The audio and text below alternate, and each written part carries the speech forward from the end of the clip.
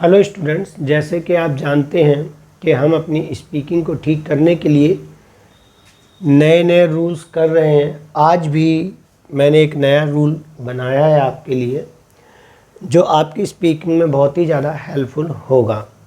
देखो, सबसे पहले मैंने एक वीडियो और भी बनाई थी जिसमें मैंने यूज ऑफ देयर कराया था और मैंने आपको बताया होगा कि देयर का यूज हम कहाँ पर करते हैं।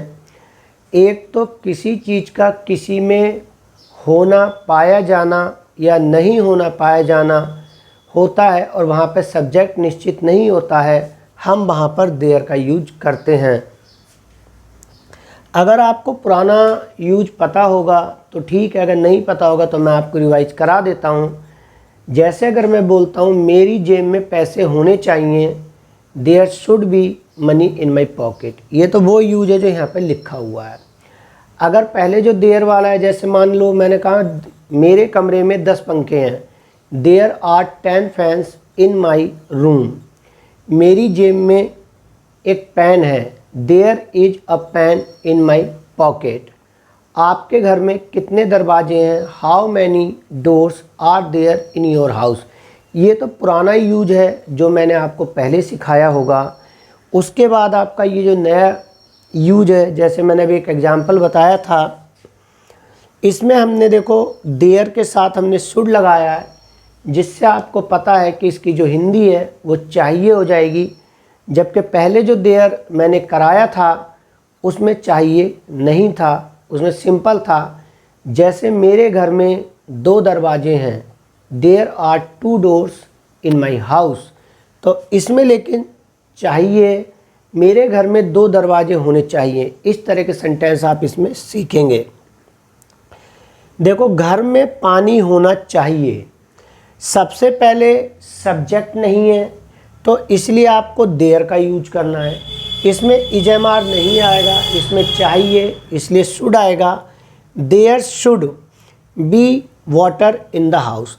अब देखो, इसमें हमने बी क्यों लगाया है।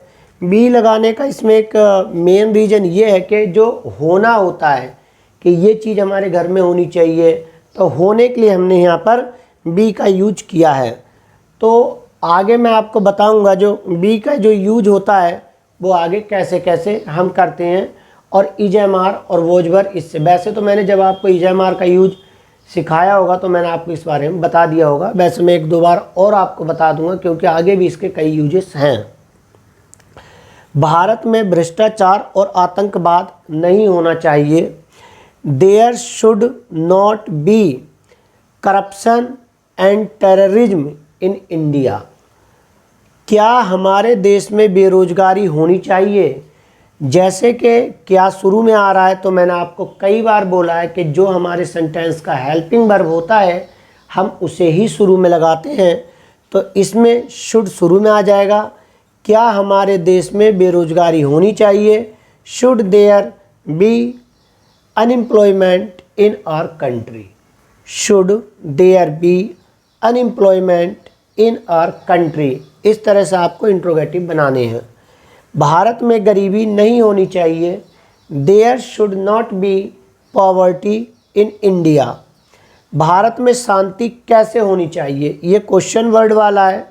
तो जैसे कि मैंने आपको बताया था कि जब भी क्वेश्चन वर्ड बीच में आता है तो आप उसे सबसे शुरू में लगाते हैं, उसके बाद हेल्पिंग वर्ब लगाते हैं। हेल्पिंग वर्ब इसमें हमारी क्या है, शुड। जो हमारे मॉडल वर्ब इसमें यूज हो रहा है वही हेल्पिंग वर्ब का काम करेगा। फिर हमें देयर का यूज करना है। बाकी का जैसा सेंटेंस का आगे का रूल है आपको वैसे लगाना है।